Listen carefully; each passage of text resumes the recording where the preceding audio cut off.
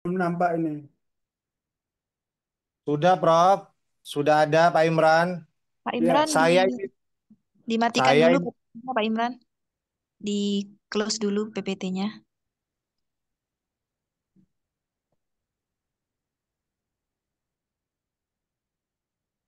tulisan analisis masih mengganggu ini. Oh ya, ya udah. Baik. Sudah cukup ini. Sudah, Prof. Silakan sudah, Prof. Mas Imran. Menyusul. Sudah, Prof. Saya sudah stay tune, Prof. Ya, bisa dimulai. Bisa, Prof. Bisa. Bisa dimulai. Siap, siap, Prof. Saya mau izin, Prof. Nggak bisa Ya, on cam karena baterai saya sisa kurang ke 40, Prof. ya, Nggak bawa cas-casan saya, Prof. ya. Baik, sesuai dengan jadwal, maka hari ini, hari Senin pukul 12, maka kami berempat melaksanakan ujian proposal tesis, yakni yang diuji saudara mahasiswa bernama Imran Saleh. Kami bertiga adalah pengujinya. Saudara Imran Saleh harus siapnya mental menjawab pertanyaan dari kami bertiga masing-masing ataupun menanggapi pernyataan-pernyataan sesuai dengan kewajiban saudara Imran Saleh sebagai mahasiswa S2 Ilmu Hukum. Nampaknya tidak perlu saya panjang lebar karena segala sesuatu sudah dilakukan secara menerus Prof, ini dan dibuka. kami berempat, saudara yang diuji satu dan penguji tiga, pasti mengikuti pedoman yang dibuat oleh universitas dengan judul pedoman penyusunan tesis. Untuk itu, saudara Imran Saleh yang proposal tesisnya berjudul analisis perkawinan beda agama dalam perspektif positivisme, saya silakan mempresentasikan karya ilmiah saudara. Waktu saya serahkan.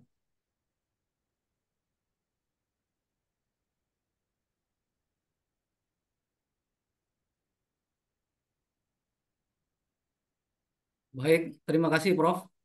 Nah, Assalamualaikum warahmatullahi wabarakatuh. Waalaikumsalam. Bismillahirrahmanirrahim. Wassalatu wassalamu ala asrafil anbiya'i wal mursalin wa ala alihi wa sahbihi ajmain amma ba'du. Yang saya hormati Bapak Prof. Abintoro Prakoso selaku penguji satu. Yang kedua, Dr. Andes Saifur Rahman selaku penguji dua. Dr. Saifur Rahman, sarjana hukum selaku penguji dua, dan Dr. Muhammad Zainuddin, SH SIM Hum selaku penguji tiga. Pertama-tama, marilah kita panjatkan puja dan puji syukur kehadirat Allah Subhanahu wa taala karena berkat rahmat dan hidayahnya kita bisa melaksanakan ujian proposal tesis. Salawat dan salam kita panjatkan ke junjungan besar Nabi Muhammad SAW. Semoga kita semua bisa mendapatkan syafaatnya baik di dunia maupun di akhirat. Amin. Ah, Selanjutnya saya akan mempresentasikan proposal tesis dengan judul analisis perkawinan beda agama dalam perspektif positivisme.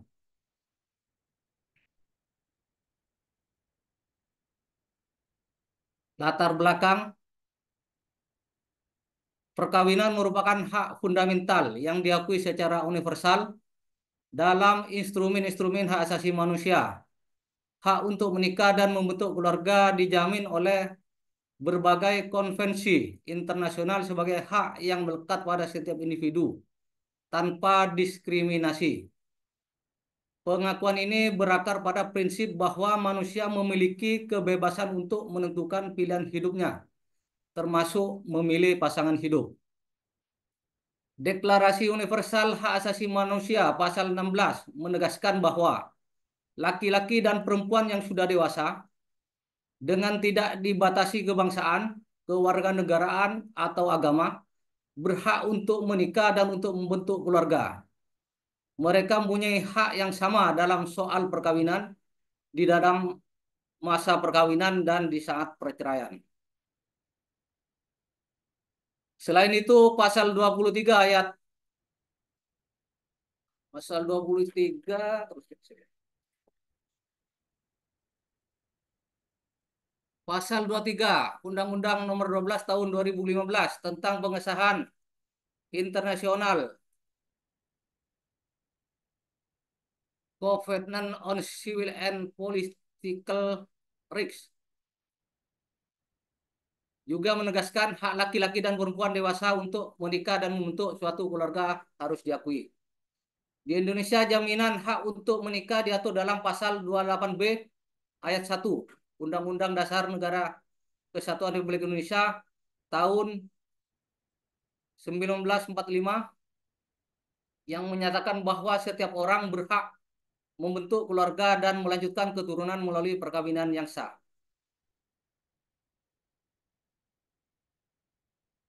Indonesia sebagai negara yang berdasarkan atas hukum, persoalan perkawinan diatur dalam Undang-Undang Nomor 1 Tahun 1974 tentang perkawinan.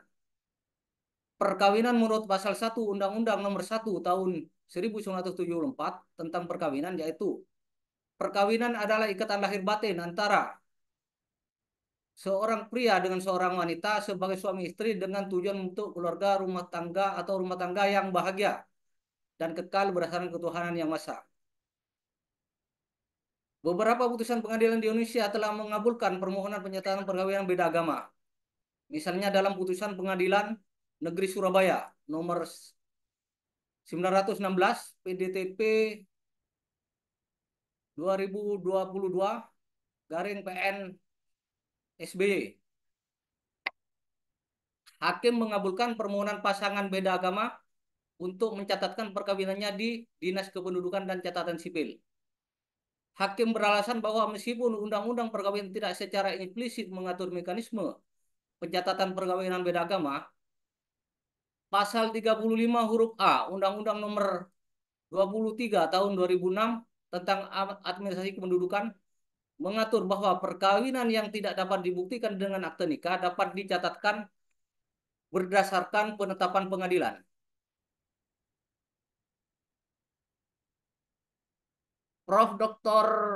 Dr. Andi Sabintoro Prakoso, SAMS, memberikan pertimbangan mengenai perkawinan beda agama bahwa Undang-Undang Nomor 1 Tahun 1974 tentang perkawinan tidak memuat suatu ketentuan apapun yang menyebabkan bahwa perbedaan agama antara calon suami dan istri merupakan larangan yang sejalan dengan Undang-Undang Dasar Negara Republik Indonesia tahun 1945 Pasal 27 ayat 1 yang menentukan bahwa segala warga negara bersamaan kedudukannya di dalam hukum dan pemerintahan dan wajib menjunjung hukum dan pemerintahan itu dengan tidak ada kecualinya.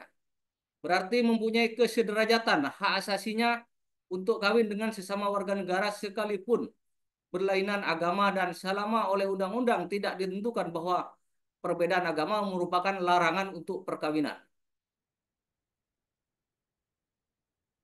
Rumusan masalah. Bagaimanakah analisis perkawinan beda agama dalam perspektif positivisme? Kedua, bagaimana kedudukan hukum agama dalam sistem hukum Indonesia? Ketiga, apa dasar pertimbangan hakim dalam mengabulkan perkawinan berbeda agama? Tujuan penelitian: mengkaji dan menganalisis perkawinan beda agama dalam perspektif positivisme. Kedua, mengkaji dan menganalisis kedudukan hukum agama dalam sistem hukum di Indonesia. Ketiga, mengkaji dan menganalisis dasar pertimbangan hakim di dalam mengabulkan perkawinan beda agama. Manfaat penelitian, manfaat teoritis. Penelitian ini diharapkan memberikan sumbangsih ilmu pengetahuan khususnya ilmu hukum yang berkaitan dengan analisis perkawinan beda agama dalam pandangan positivisme hukum di Indonesia. Manfaat praktis.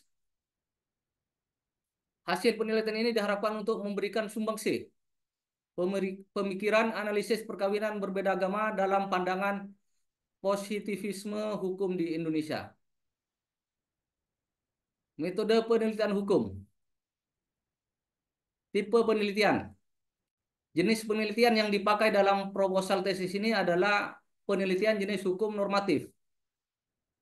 Jadi menggunakan studi kasus normatif berupa produk perilaku hukum. Misalnya mengkaji undang-undang, pokok kajiannya adalah hukum yang dikonsepkan sebagai norma atau kaidah yang berlaku dalam masyarakat dan menjadi acuan perilaku setiap orang.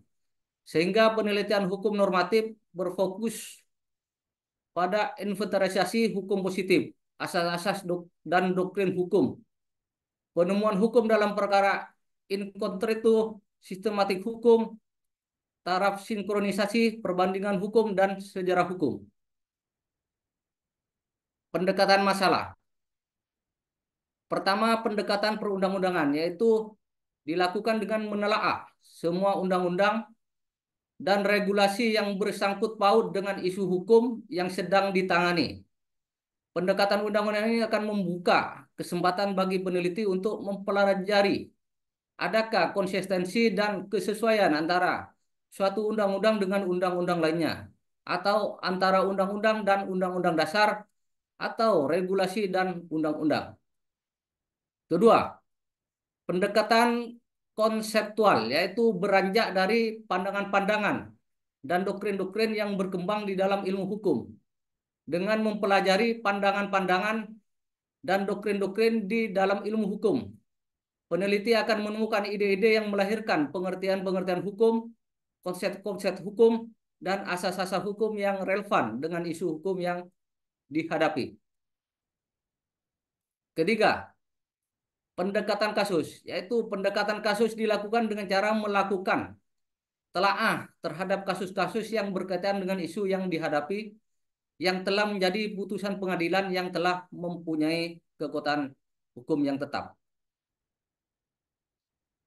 Terima kasih. Demikian presentasi yang bisa kami sampaikan. Kurang lebihnya mohon maaf. Wassalamualaikum warahmatullahi wabarakatuh.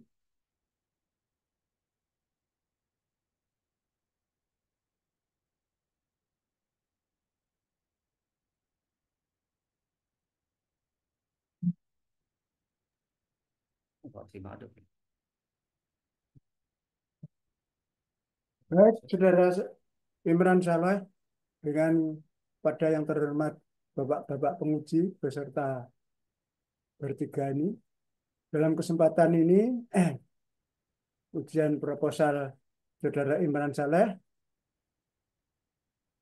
saya akan mengawali menguji proposal Saudara Imran Saleh. Judul latar belakang rumusan masalah itu wajib berkait antara satu dengan yang lain. Dilarang lepas satu sama lain. Maksudnya judul itu kan mahkota. Lalu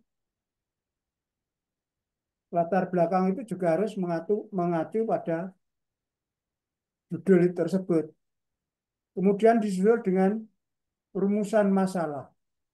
Nah, yang dimaksud masalah, siapapun tahu dalam dunia pendidikan tinggi, yang namanya masalah itu adalah tidak sesuainya antara dasain dengan dasolen. Tidak sesuainya antara apa yang kenyataan dan apa yang seharusnya. Berpuluh-puluh kali kalau saya mencontohkan permasalahan itu begini. Mahasiswa S1 ilmu hukum, kuliah itu menurut seharusnya S1 ilmu hukum itu kan 8 semester, kan begitu ya. Namun ada mahasiswa yang baru rampung 11 semester. Pertanyaan yang sederhana ini harus saudara jawab. Nah ya, kurikulum selesai 8 semester, namun kenyataannya baru selesai 11 semester. Itu ada masalah apa tidak itu? Ada masalah, Prof. Ada masalah. Maka dari itu yang namanya masalah tidak sesuainya antara harapan dan kenyataan. Sekarang contoh yang lain yang pasti tidak usah mikir ini. Ada mahasiswa kuliah di Fakultas Hukum 8 semester itu selesai atau rampung. Itu ada masalah apa tidak itu?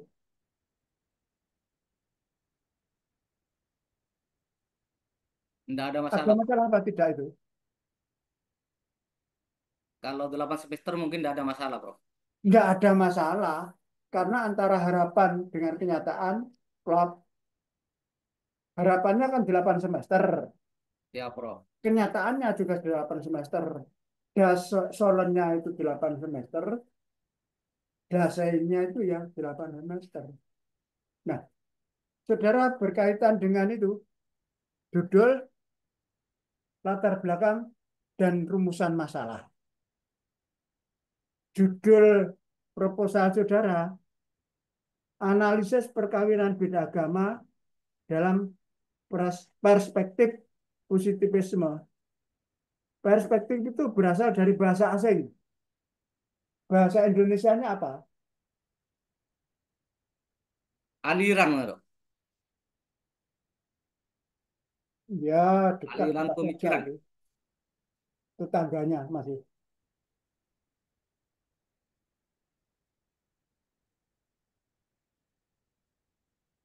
Perspektif itu adalah pandangan. Jadi analisis itu bahasa Indonesianya apa? Analisis kan berasal dari bahasa non Indonesia.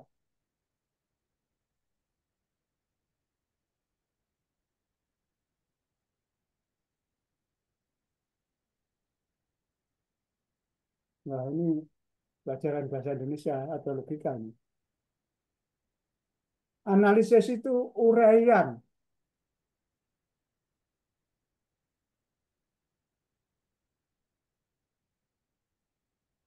Uraian itu lawan katanya apa?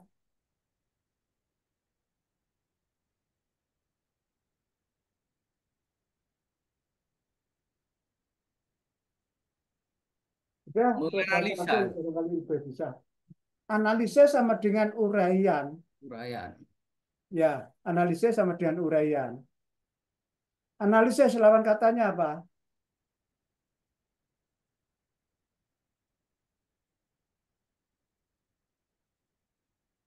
Analisis ini kan berasal dari bahasa asing. Lawan katanya juga, ya konconya datang, juga berasal dari bahasa asing. Analisis itu lawan katanya sintesis. Sintesis itu bahasa asing, bahasa Indonesianya apa? Menggabungkan, loh. Halo, Prof. 100. Jadi menguraikan lawannya menggabungkan. Menguraikan itu menganalisis atau analisis, gabungan itu sintesis. Sekarang ada nyimpang. Yang dimaksud sintesis itu sepanjang pengalaman hidup saudara itu apa? Contohnya, sama dengan saya, saudara kan ya punya pengalaman hidup apa aja. Yang sintesis itu apa? Contoh aja ngawur boleh.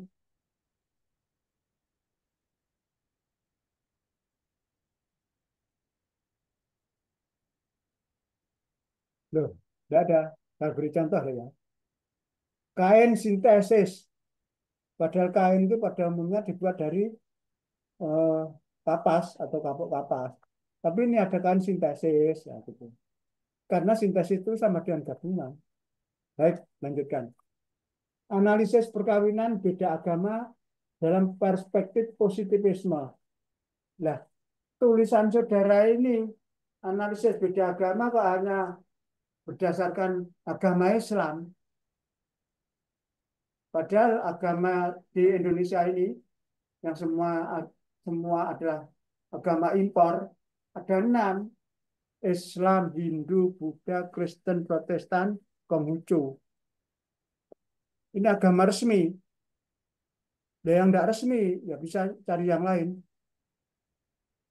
Jadi saudara, berhubung S2 karya ilmiah saudara itu namanya tesis. Kalau menganalisis perkawinan beda agama dalam perspektif positivisme, ya beda agama itu 6 ya. Agama itu 6 yang resmi.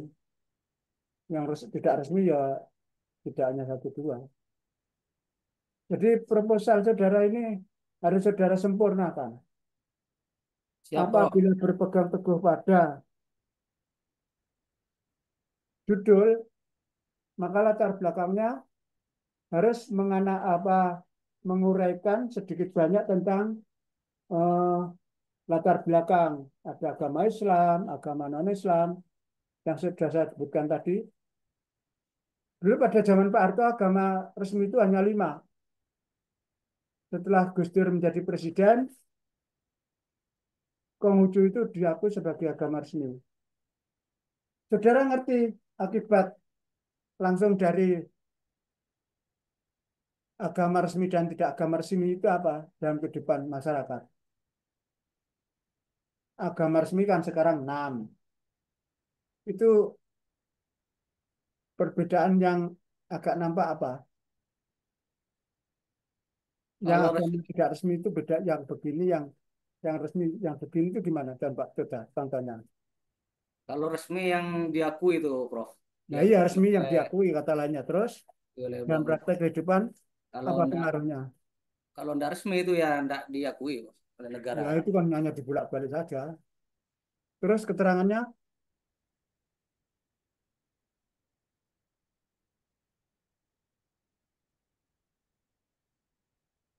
nah, saudara sebutkan agama yang tidak resmi di Indonesia misalnya.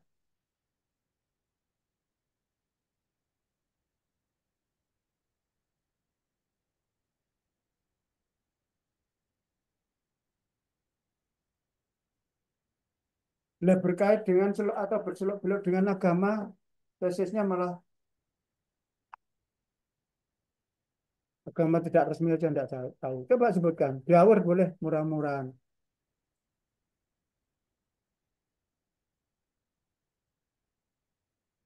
Agama impor juga boleh, agama lokal juga boleh, terserah.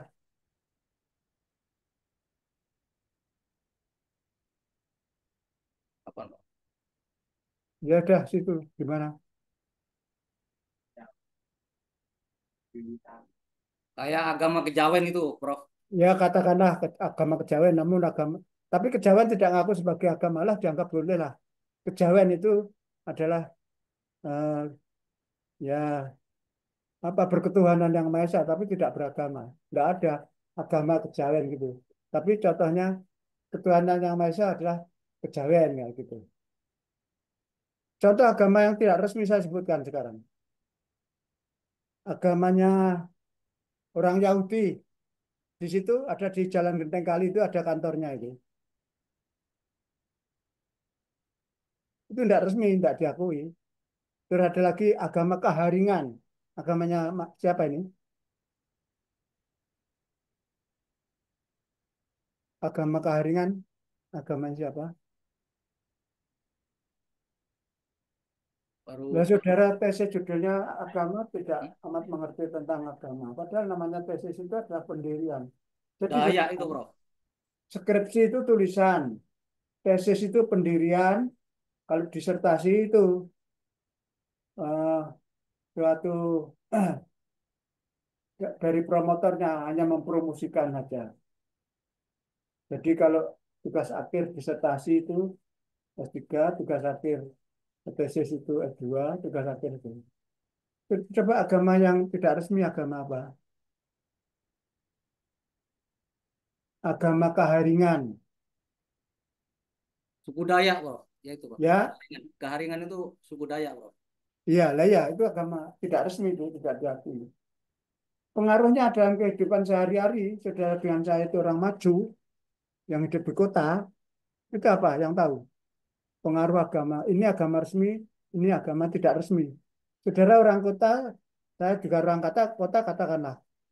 Saudara kota Sumeneb, saya kota Jember. Apa pengaruhnya dalam kehidupan sehari-hari? Dalam persekolahan, apa perkantoran, atau perinstansi apa? Di pengadilan, Prof. Di Pengadilan, Prof. di pengadilan. Ya sudah dianggap benar itu. Tapi yang paling nyata, sekolahan ya terpengaruh, kantor ya terpengaruh, instansi tidak, kantor tidak sekolah, tidak sekolah. Apa yang terasa saudara dengan saya? Agama yang resmi dan agama yang tidak resmi. Hari raya diperingati secara nasional dalam praktek itu tidak ada kegiatan eh, keadministrasian, kalendernya merah itu. Jadi pada zaman dulu, pada waktu Konghucu itu belum diakui, maka hari besar Konghucu ya tidak merah kalender itu. Ngerti yang dimaksud? Kalau agama Hindu, agama Buddha, agama resmi. Oh, itu Waisak, tanggal merah, kantor baik. Oh, Hindu. Oh, Kristen Protestan. Oh, dan sebagainya. Jadi saudara menulis ini, masih judul aja perlu diperhatikan dan harus diikuti yang turunannya judul, turunannya judul, turunannya judul.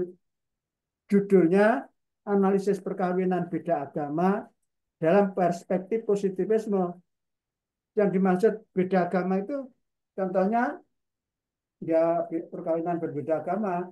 Misalnya Konghucu, calon suami istri yang satu tidak Konghucu gitu. Nah itu karena saudara itu proposal tesisnya itu bukan normatif namun aplikatif itu dalam lampirannya ini ya harus mencari putusan-putusan perkawinan beda agama yang bukan hanya Islam. Ini Islam dengan apa ini? Kristen, Kita Prof. Bura, Sidauro ini apa ini? Islam dengan Kristen ini, Prof. Nah ya Kristen dengan Islam. Iya. Nah ya kalau sudah sebutkan dalam lampiran itu Kristen, Kristen itu secara sederhana dibedakan menjadi dua, Kristen Protestan dan Kristen Katolik. Tapi kalau tidak sederhana, berbagai ragam. Jadi latar belakangnya juga membedakan agama yang Islam, agama yang Kristen. Karena ini judulnya perkawinan beda agama, tidak menyebutkan ya agama yang lain juga dibicarakan gitu.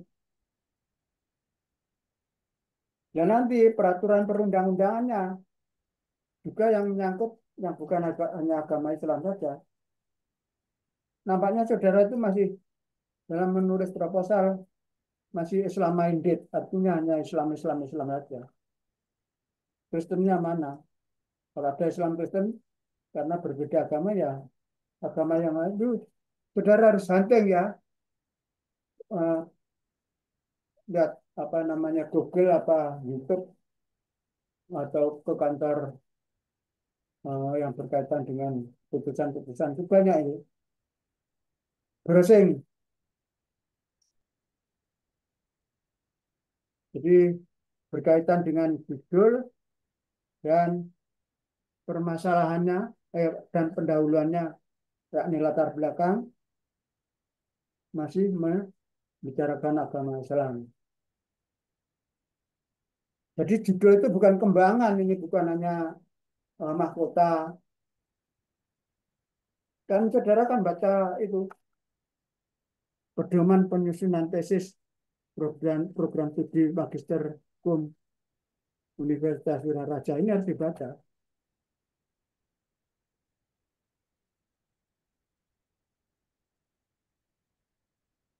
Latar belakangnya belum mengenal rumusan masalah.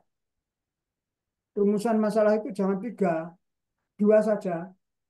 Kalau tiga itu umumnya sepanjang pengetahuan saya, karena saya sekolahnya pasti lebih lama daripada saudara. Sepanjang pengetahuan saya, skripsi dan tesis itu dua saja, ini karena ilmu hukum, saudara dengan saya. Sedangkan disertasi itu tiga rumusan permasalahan.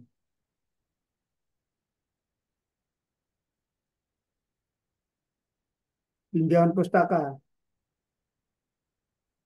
Pustaka itu apa kata lainnya, saudara?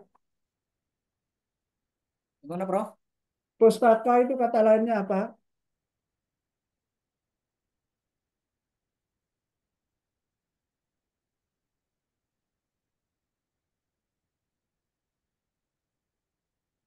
Referensi itu, mana, Prof? Ya, Referensi. ya dekat-dekat tangganya. Pustaka itu kata lainnya buku. Pada waktu saya dengan saudara sekolah itu kan ada penerbit Balai Pustaka. Pustaka itu buku.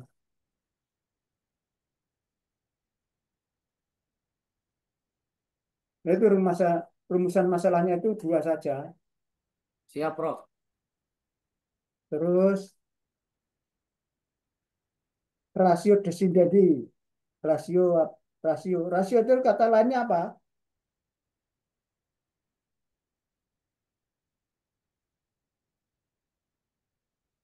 Saudara banyak menggunakan bahasa hukum. Pemikiran, Prof. Tidak dengar? Pemikiran. Pemikiran, betul. Ya. Jadi rasio sama dengan pemikiran, sama dengan logika, sama dengan otak, sama dengan nalar. Baca tulisan saya yang logika. Oh ya, berkaitan dengan tulisan saya ini, nyimpang sedikit deh. Nanti saya ngomong. Saudara, dalam daftar pustaka, buku, tulisan saya kok hanya 3. Itu tanya Mbak Lina ya. Tulisan saya itu 33. Harus saudara cantumkan banyak mungkin. Karena Ya, dengan Prof. diketahui saya itu tulisannya banyak di bidang hukum, itu membawa nama universitas. Karena banyak orang-orang di luar saudara dan saya pasti akan mengatakan bahwa saya dan saudara itu orang Universitas Wiraraja.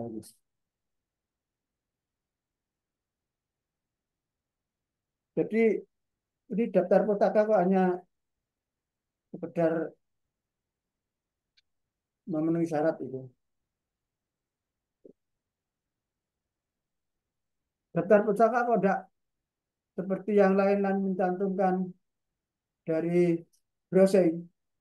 Kan harus browsing saudara ya. Ya, Prof. Nanti ditindaklanjuti, Prof. Harus pikirannya itu harus menukik, bukan ngambang.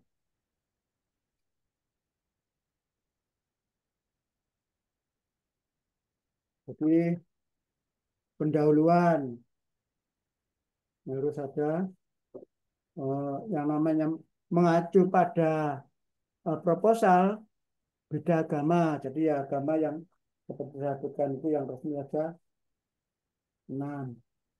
Ya, itu bisa diketahui saudara dari lampiran-lampiran putusan-putusan pengadilan perkawinan yang beda agama. Ini undang-undang nomor. Terus mengutip catatan kaki. Kalau nulis Sabintoro Prakoso itu ya Jangan setiap tulisan saya ditulis Bintoro Prakoso, itu ada dalam tata tulis penulisan karya ilmiah itu. Saudara punya buku metodologi penelitian hukum, tulisannya siapa? Yang ada di rumahmu itu lah, yang ada di tanganmu itu. Belum punya, Kemarin, belum punya. kemarin yang dikirim Prof Habin itu, Prof. Oh, Bambang Sunggono itu. Iya, Prof. Iya, ya itu, cukup itu. Jadi namanya buku metodologi penelitian hukum, yaitu harus didalami orang yang sedang meneliti hukum, yang sedang menulis tesis karena sedang S2. Nah, gerak langkahnya atau rel sepurnya atau relnya yaitu pedoman, namanya saja pedoman penyusunan tesis. Jadi ini bukan penyusunan skripsi, bukan penyusunan disertasi, bukan penyusunan paper. Kalau dulu saya sarjana muda itu tugas akhirnya namanya paper.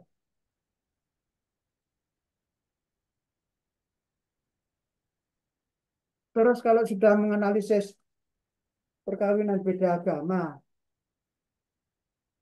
terus setelah saudara analisis itu, apa yang hendak saudara cari harus saudara tuangkan di rumusan masalah. Sumber bahan hukum, ya. Nah, saudara itu membuat proposal tesis hanya 30,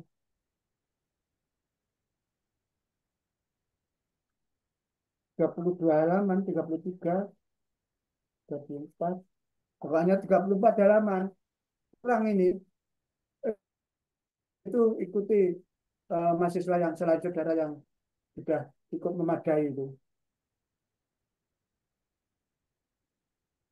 Jadi dari saya harus ditamkan, gerak Ya, langkahnya Prof. diikuti, sering komunikasi dengan saya. Komunikasi sekarang kan anggaplah gampang-gampang saja.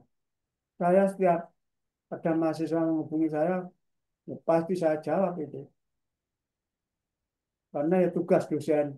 Dosen itu mempunyai tugas, mahasiswa juga mempunyai tugas.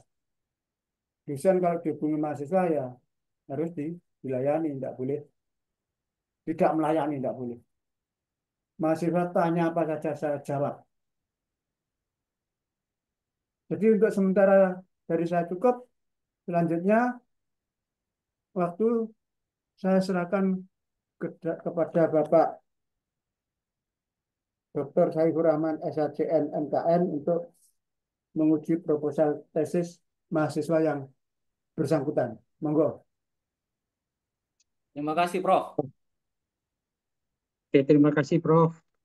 Waktunya memberi kesempatan kepada saya untuk sebagai penguji yang kedua ya di eh, pada saudara Imran Saleh ya, NPM 723810138. Ya, saya pertama mengapresiasi kepada saudara atas capaian akademik ini sudah memasuki pada pro, proposal tesis ya. Jadi kalau saudara nanti ini bisa mempertahankan proposalnya ini, nanti selangkah lagi saudara akan bisa masuk ke eh, penulisan tesis. Mudah-mudahan. Ya, sebelum lanjut kepada apa pertanyaan-pertanyaan, saya hanya saran gitu ya. Saya mengingatkan nama saya, gelar saya itu saya nggak ada gelar MKN. Itu dari mana itu MKN ya? Apa itu? Magister konotariatan. Jadi tolong ya, dikoreksi saya dan Gelar saya itu MH, ya, bukan Siap, Satu S2-nya, ada ya. ada MKM. siap Bapak. Kalau MPS itu jarang. Orang tua-tua itu yang punya gelar MPS. Oke. Eh, Seperti tadi udah disampaikan oleh Prof. Abin, banyak masukan tadi, dan termasuk apa yang kadang-kadang saudara juga belum dengan lancar untuk menjawab pertanyaan dari Prof. Abin, eh, antara judul, eh, latar belakang, dan permasalahan hukum. Dan saya eh, belum belum melihat ini apa isu hukum yang akan saudara angkat dari eh, judul tesis saudara itu apa. Gitu ya.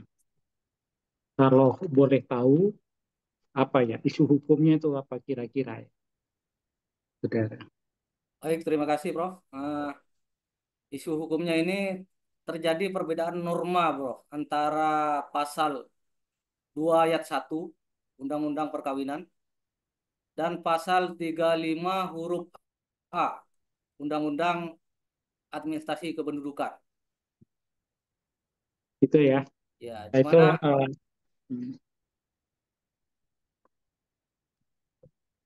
oke, itu isu hukumnya itu ya. ya, Prof. Oke, apa ini saran dulu ya. Jadi seharusnya saudara di latar belakang pendahuluan itu harus apa membahas atau mencantumkan pasal-pasal yang berhubungan dengan apa isu hukumnya itu. Kalau saudara mengenai perkawinan beda agama itu kembali kepada konstitusi dulu ya yang mengatur sebelum ke undang-undang yang lain, yaitu saudara harus membahas itu di awal itu, yaitu eh, apa pasal 27 dalam Undang-Undang Dasar 45 gitu ya.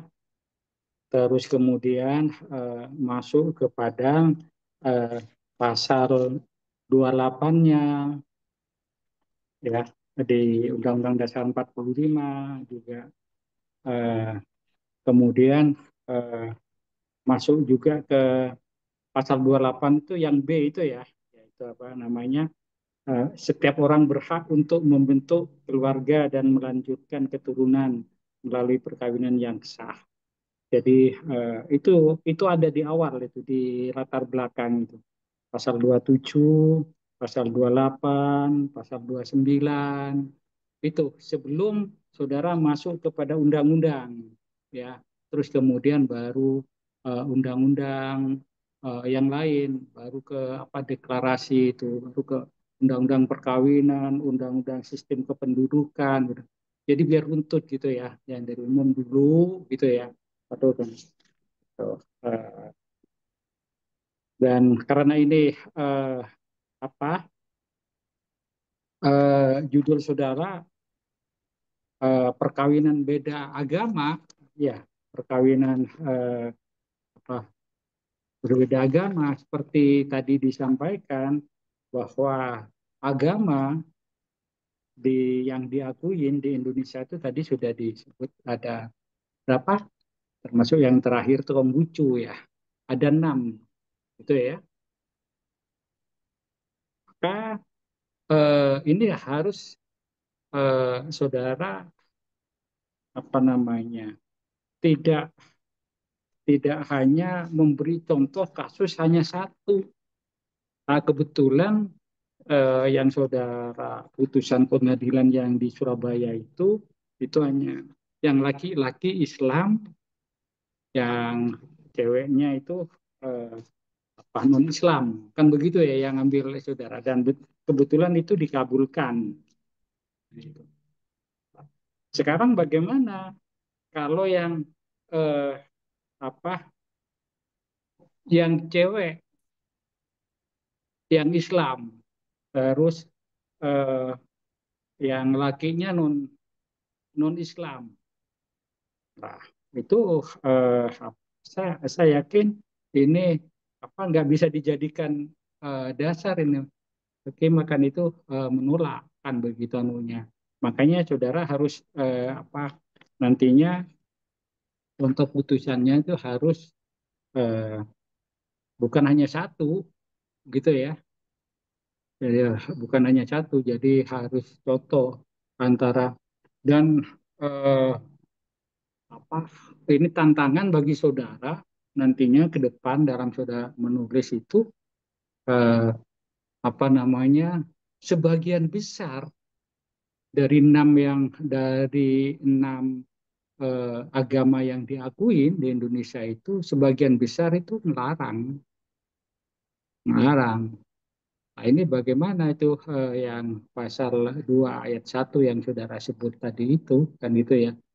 Eh, karena yang dikatakan perkawinan sah itu bila eh, ah, dilakukan menurut agama dan itu sesuai dengan agama dan kepercayaan masing-masing kan begitu ya. Nah, lah sebagian besar itu melarang ya beda yang eh, termasuk yang itu tadi yang saudara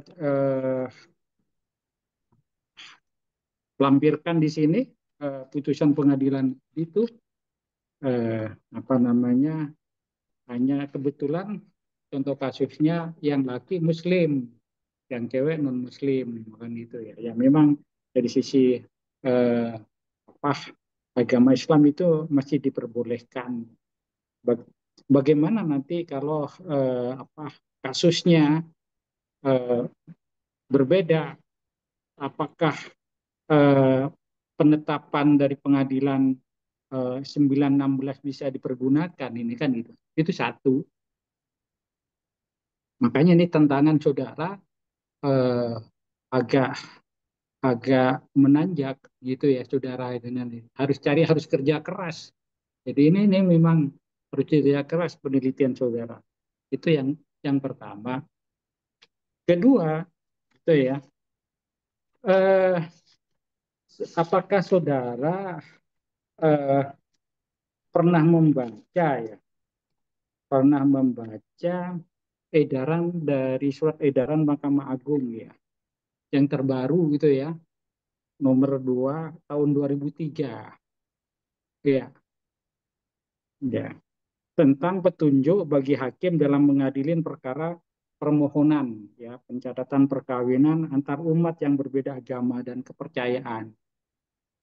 Nah itu eh, apa namanya eh, di surat edaran itu walaupun edaran gitu karena itu cantolannya itu lebih apa namanya ada di atasnya itu maka eh, ini jadi tantangan juga bagi saudara ya surat edaran nomor 2 tahun 2003 di mana itu apa surat edaran itu hakim itu kayaknya dilarang di surat edaran itu untuk mengabulkan permohonan yang percatatan itu. Gitu. Jadi eh, itu tantangan bagi saudara ya. Silakan nanti karena kan saudara eh, luas ini beda agama.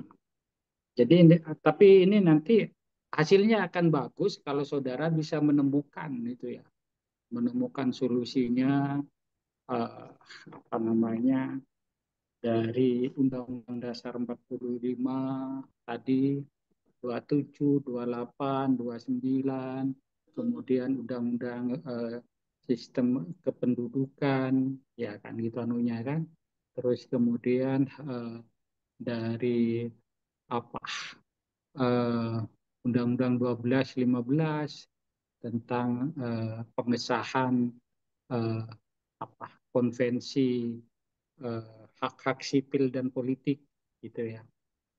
Dan coba itu di anu lagi ya dimasukkan di ini di latar belakangnya. Jadi saya di latar belakangnya itu yang runtun dulu. Ada memang, tapi saudara loncat-loncat dari dimulain dari Undang-Undang Dasar 45 di awal itu pasal 27 bagaimana, terus pasal 28B itu bagaimana, pasal 29 itu bagaimana, kan gitu ya.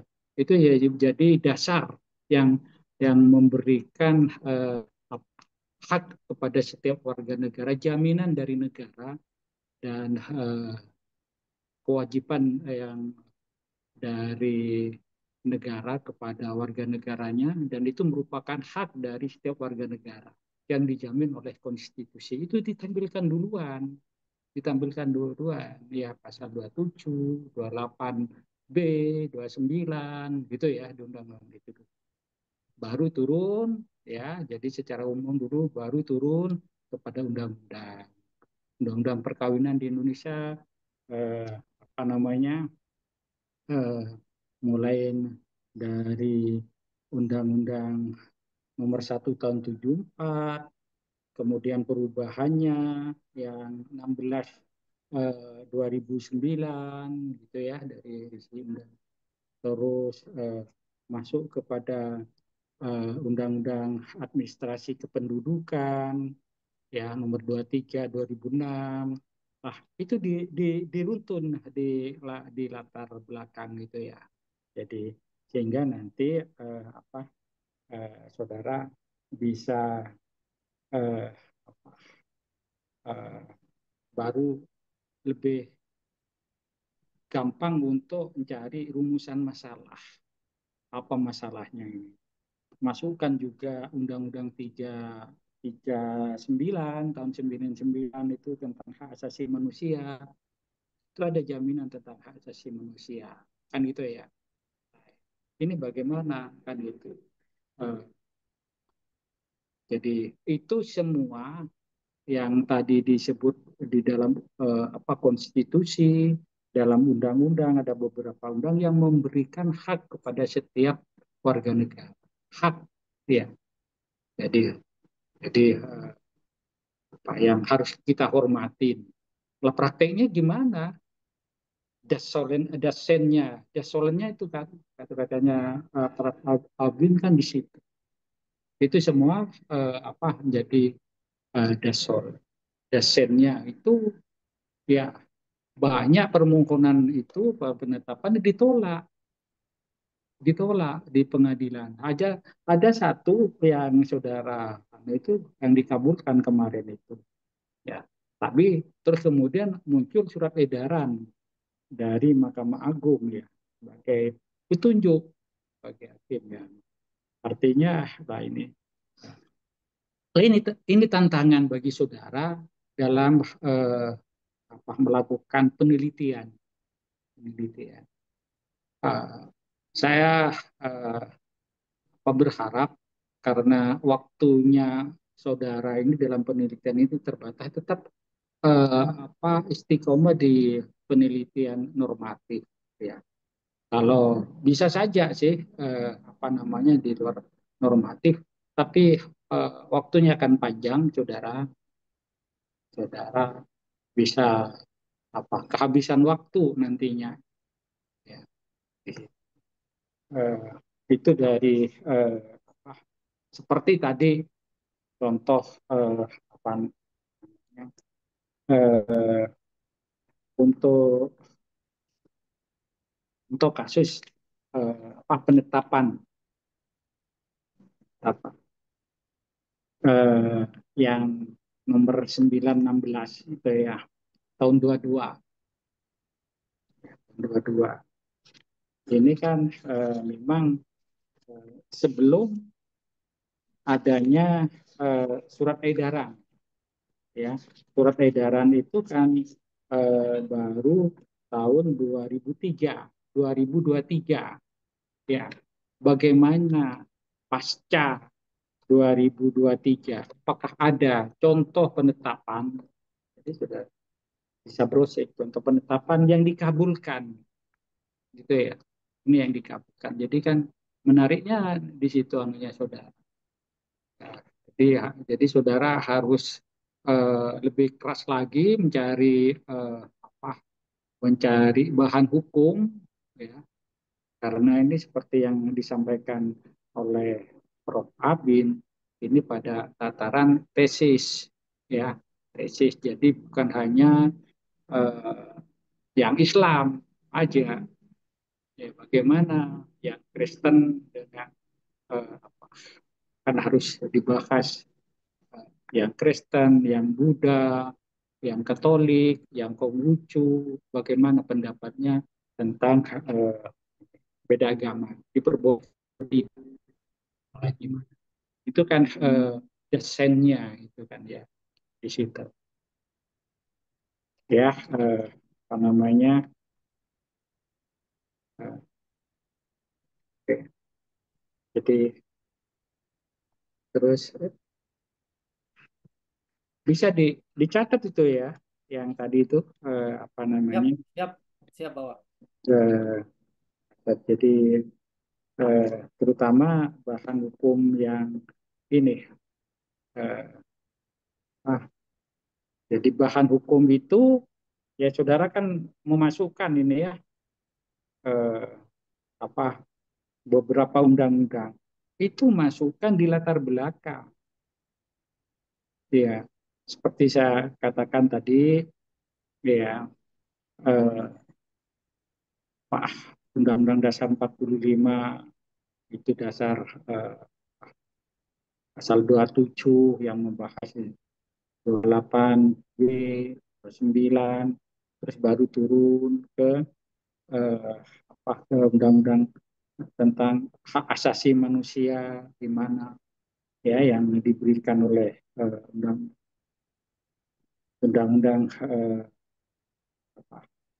undang-undang perkawinan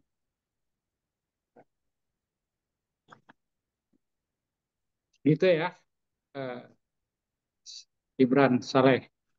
Siap, Bapak. Apa namanya? Jadi sehingga di latar belakang itu orang baca di pendahuluan itu, oh ini maksudnya, oh begitu, langsung langsung paham gitu ya, enggak apa namanya? Jadi langsung, oh ini yang dimaksud ya, yang menjadi isu hukumnya, kan gitu ya. Jadi harus diurai dengan bagus. Terus kemudian apalah hubungannya karena ini saudara dengan apa hukum positif kan gitu ya dari beberapa eh, hukum positif bagaimana eh, ini kan kajiannya saudara dari hukum yang eh, ya, jadi memang agak luas ini kan gitu tapi apa, tidak hanya apa, seharusnya di proposalnya juga saudara itu harus harus lengkap juga. Jadi sementara itu dulu, Prof, untuk apa dari saya. Nanti mungkin ada waktu saya bisa nambah lagi. Silakan. Eh, itu masih ini ya, apa namanya saran dulu ya. Jadi saya belum mengajukan pertanyaan. Jadi kalau ada waktu eh, saya baru mengajukan pertanyaan. Demikian Prof sementara pimpinan sidang.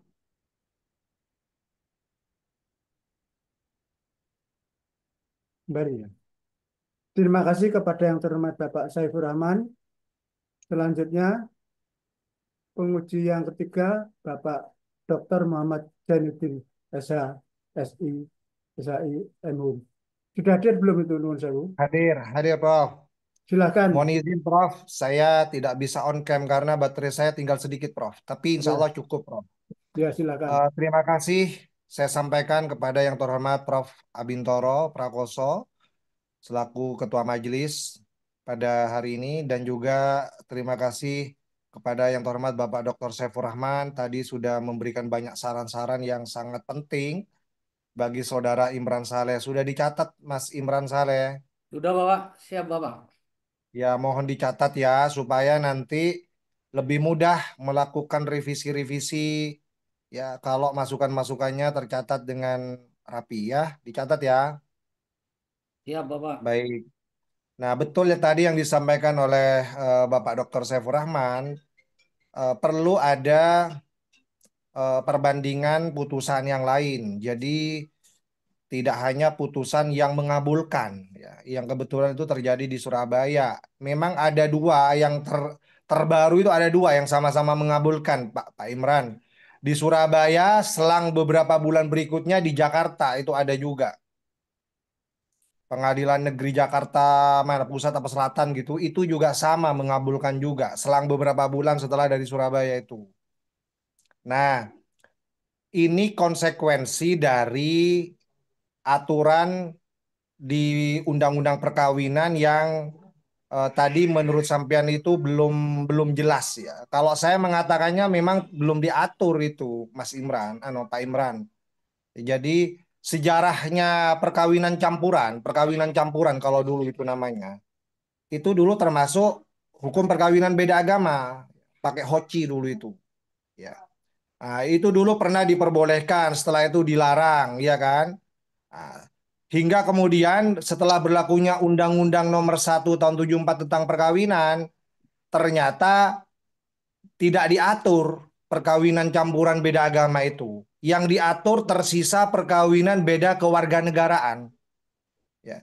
Jadi di Undang-Undang Nomor 1 Tahun 74 itu memang tidak diatur sejelas-jelasnya, setegas-tegasnya. Ada pasal khusus yang mengatur tentang perkawinan campuran beda agama. Tidak ada memang.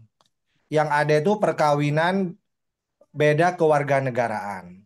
Nah, menurut saya Pak Imron, gara-gara tidak diatur sejelas-jelasnya, setegas-tegasnya di Undang-Undang Perkawinan itu, maka kemudian menimbulkan banyak interpretasi, menimbulkan banyak penafsiran-penafsiran. Bahkan terjadi beragam jurisprudensi, ya. Jadi jurisprudensinya juga beragam. Ada yang sifatnya mengabulkan, ada yang sifatnya menolak. Ya, penafsiran ahli-ahli hukum perkawinan juga begitu. Ya, di beberapa buku dan hasil penelitian mereka-mereka yang ahli di bidang itu juga ada yang membolehkan, ada yang tidak membolehkan. Ada yang membolehkan tapi dengan catatan-catatan yang ketat ada gitu. Nah, tinggal sampean nanti bisa menggali banyak referensi terkait itu. Insya Allah tulisan-tulisan itu cukup cukup banyak. Kemudian berikutnya Pak Imran, kalau diperbandingkan dengan Undang-Undang Administrasi Kependudukan, pasal 28 huruf apa tadi Pak Imran? Undang-Undang Administrasi Nomor Kependudukan, Undang-Undang nomor berapa Pak Imran? nomor pasal 35 huruf A 35 huruf A terakhir. ya. Ya, iya Bapak. Nah, ya itu memang memungkinkan untuk dicatat semua perkawinan itu, termasuk perkawinan hasil penetapan pengadilan. Kalau penetapan pengadilan misalnya mengabulkan, maka itu bisa dicatatkan. Gitu. Jadi sekali lagi Pak Imran, Undang-Undang Administrasi Kependudukan itu sifatnya mencatat saja Pak Imran. Ya. Eh, tapi yang berhubungan dengan keabsahan perkawinan beda agama tidak diatur di situ Pak Imran. Jadi kenapa Dukcapil ya atau kan, dulu kantor catatan sipil dulu ya. Kenapa kantor catatan sipil atau Dukcapil itu menerima ya pencatatan perkawinan beda agama ya yang ditetapkan oleh pengadilan karena mereka pakai undang-undang administrasi kependudukan Pak Imran. Mereka tidak pakai undang-undang perkawinan gitu. Jadi berlaku lex spesialis. Lex spesialis itu. Jadi kalau bicara administrasi kependudukan ya dipakai undang-undang administrasi kependudukan. Kalau berbicara undang-undang perkawinan, kalau bicara tentang perkawinan baru pakai undang-undang perkawinan. Ya, jadi seperti itu Pak Imran. Makanya eh, apa namanya pengadilan itu kemudian merujuknya ya undang-undang perkawinan. Karena undang-undang perkawinan itu tidak setegas-tegasnya atau bahkan tidak diatur, makanya kemungkinannya dua. Ada yang menolak dan banyak itu yang ditolak, Mas Pak Imron, termasuk Mahkamah Konstitusi. Ada putusan Mahkamah Konstitusi yang melarang itu perkawinan beda agama juga. Ya, banyak ya, kalau kita boleh sebutkan banyak sekali perkawinan beda agama itu ditolak. Ya. Tetapi memang ada juga yang dikabulkan, termasuk yang terbaru itu tahun 2022. Ya, baik yang di Surabaya maupun yang di Jakarta itu. Ya. Nah, saya menganggap ini tetap menarik untuk dibahas karena diskusinya tidak pernah selesai. Ya, jadi diskusi tentang ini tidak pernah selesai, apalagi selama belum ada ketegasan dari undang-undang, maka ini akan terus terjadi perdebatan, akan terjadi diskusi. Ya. Ini juga menu yang sangat bergizi bagi kaum akademisi. Ya, pada saat tidak ada pasalnya, maka ini akan menjadi bahan untuk pengembangan hukum perkawinan ke depan. Ya, yang cocok untuk Indonesia bagaimana? Konstruksi hukum perkawinan beda agama ke depan yang cocok bagaimana? Nah, tetapi Pak Imran, kalau boleh saya bertanya ini yang terakhir. Barangkali Pak Imran itu sepertinya di pikirannya itu sudah ada itu apa namanya rencana-rencana ya. Kalau boleh saya, kalau mohon maaf ya, kalau boleh saya menebak ya nanti mungkin dikonfirmasi ya Pak Imran ya. Sepertinya Pak Imran ini dengan mengajukan satu putusan yang mengabulkan, sampean kan hanya mengajukan satu putusan yang mengabulkan. Sepertinya Pak Imran itu mau membuka keran sedikit sedikit keran untuk bolehnya perkawinan beda agama, ya. Karena dasarnya hak asasi manusia, kemudian keadilan dan seterusnya.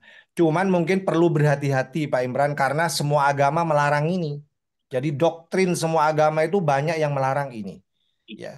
Nah, tetapi untuk keperluan akademik, kepentingan akademik Anda boleh ya apa namanya memberikan gagasan-gagasan seandainya dibolehkannya pun itu bagaimana catatan-catatannya itu ya.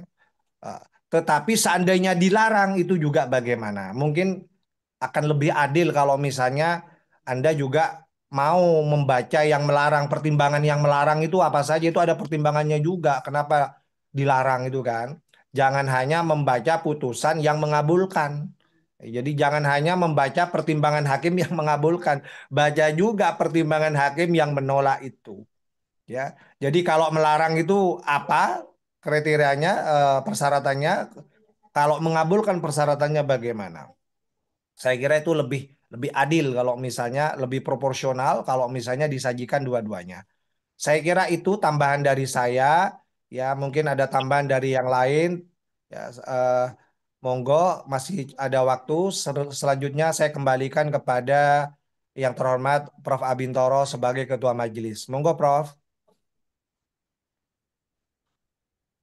Terima kasih kepada yang terhormat Bapak-Bapak sebagai tim penguji dan juga kepada Saudara Imran harus memperhatikan nanti dalam memperbaiki itu memperhatikan saran-saran dan menambah jumlah literatur dan saya harap saudara yang sering-sering browsing.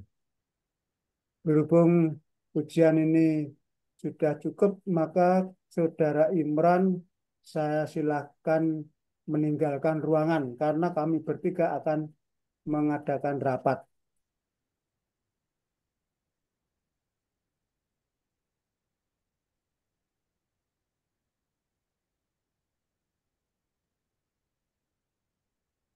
Baik, Bapak-bapak dan saya, bagaimana ini? Silakan.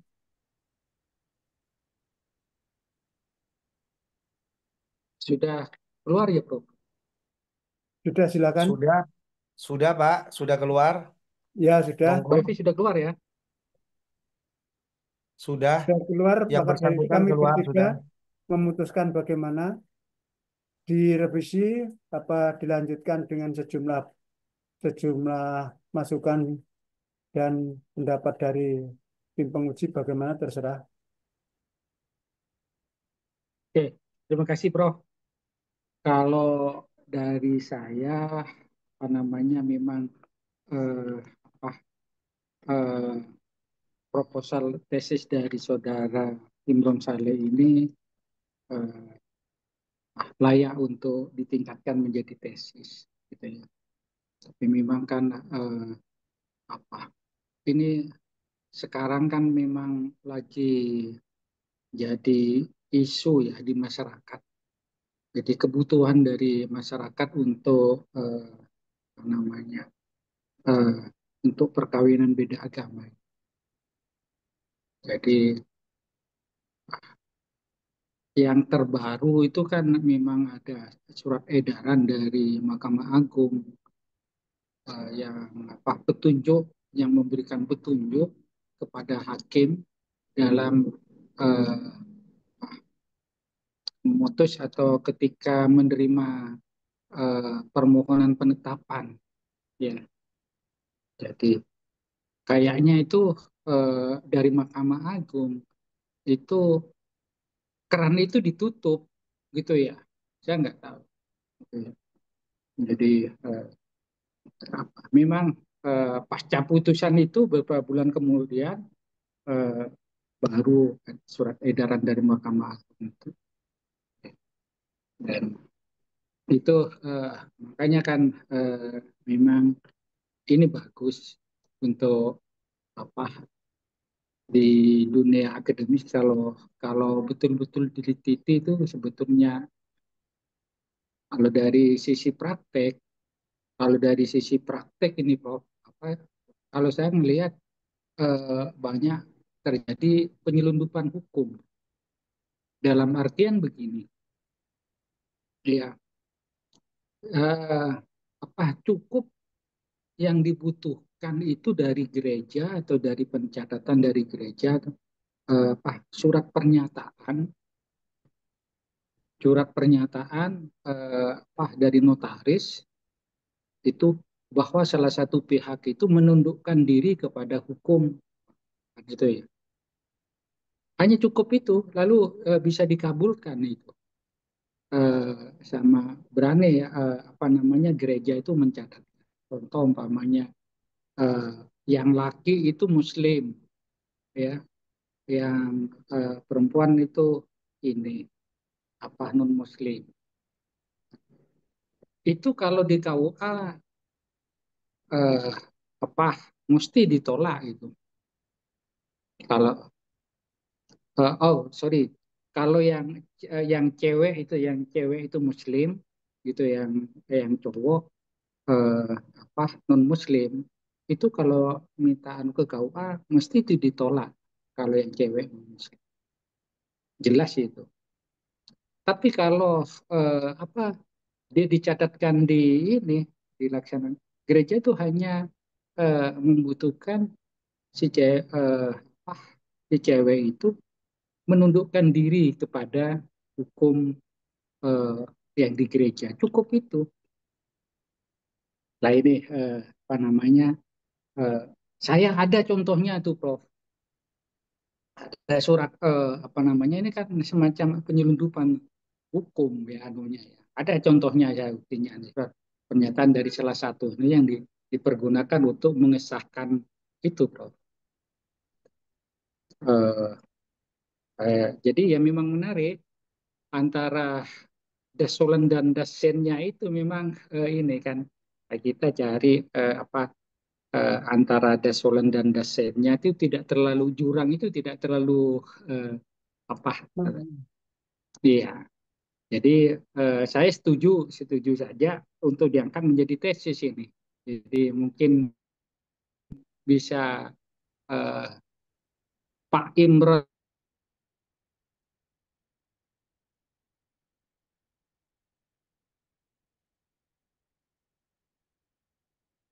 sebagai praktisi di pengadilan ada kayak gitu mungkin ya dia kepingin memberikan apa solusi solusi ya kita harapkan beliau itu bisa memberikan solusi kepada masyarakat melalui hasil penelitiannya itu bro ya. Jadi itu kalau dari saya jadi saya secara umum setuju untuk ah ini masih layak lah untuk jadi tesis dan demikian Prof dari saya. Terima kasih kepada Bapak penguji yang lain, silakan. Baik, terima kasih Prof. Dari saya juga sama Prof. Saya berharap ini bisa dilanjutkan ya. Dan masih sangat eh, menarik untuk diperbincangkan ya dalam sebuah Aktual. tulisan penelitian ya. Karena ini celah hukumnya banyak, Prof. Memang. Jadi mereka-mereka pasangan yang berbeda agama ini pandai memanfaatkan celah-celah hukum. Seperti tadi nih disampaikan oleh eh, Bapak Saifur Rahman, itu pakai cara penundukan sepihak, penundukan hukum sepihak, ya kan? Apakah laki-lakinya atau perempuannya yang menundukkan secara sepihak kepada hukum agama pasangannya? Itu. Kemudian yang kedua, biasanya pakai cara penetapan pengadilan. Mumpung aturannya tidak cukup tegas di Undang-Undang Perkawinan, nyoba untuk dimohonkan ke pengadilan. Kalau rezekinya dikabulkan, ada yang dikabulkan gitu. Nah, kalau nggak rezekinya tidak dikabulkan, ditolak itu. Kemudian ada lagi, Prof, celah yang lain itu memang. Misalnya mereka biasanya lari ke luar negeri, Prof. Nikah di sebuah negara yang di mana di situ dibolehkan perkawinan beda agama. Kemudian dokumen perkawinannya itu dibawa ke Indonesia, dicatatkan di kantor catatan sipil atau Dukcapil. Itu, Prof. Ada juga yang cara seperti itu. Makanya menurut saya ini menarik untuk bisa dilanjutkan penelitiannya. Saya kira itu, Prof, dari saya, Prof. Baik, terima kasih. Jadi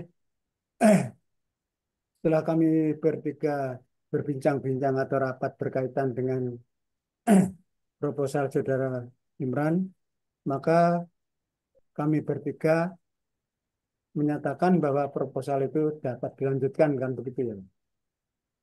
Iya, Prof. Maka dari itu Saudara Imran disilahkan bergabung kembali.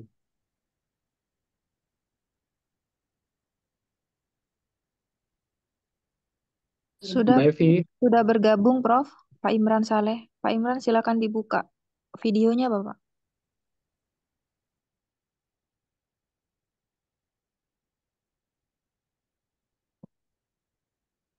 Baik, terima kasih Saudara Imran. Setelah Saudara menempuh eh, apa itu pendadaran atau mempertahankan pendapat Saudara yang Saudara tuangkan dalam proposal tesis, kami bertiga mencermati apa yang menjadi kemampuan Saudara dan secara faktual ternyata aktual apa yang menjadi topik proposal tesis Saudara itu. Maka dari itu kami bertiga memutuskan bahwa proposal tesis Saudara Imran dapat dilanjutkan atau ditingkatkan menjadi tesis. Namun harus lebih banyak memperhatikan kekurangan-kekurangan sepanjang apa yang disampaikan dalam ujian ini, dan di samping itu dari usaha Saudara untuk menambah dan menyempurnakan. Di antaranya harus banyak browsing karena di sana banyak hal-hal yang amat berkait dengan eh, proposal tesis Saudara Imran. Baik, jadi Ya, Saudara saya terima kasih, ulangi Prof. lagi, proposal tesisnya dapat dilanjutkan atau ditingkatkan menjadi tesis. Sekian, terima kasih. Terima kasih, Prof. selamat Pak Imron. Terima kasih, Semangat Bapak. ya, Ya, semangat ya. Terima ya. kasih. Selamat Pak Imran. Lanjut. Siap, Lanjut. terima kasih. Pak Nuan saya, Pak Imran, usianya berapa? Saya sudah 52, Prof. Oh iya, jadi ya, Sudah mau pensiun nih, Prof. iya, itu malah mateng itu untuk melanjutkan studinya. Baik, terima kasih. Untuk sementara ini, saya tutup ujian proposal tesis atas nama Saudara Imran dengan ucapan Alhamdulillahirrahmanirrahim. Alhamdulillahirrahmanirrahim. Terima kasih.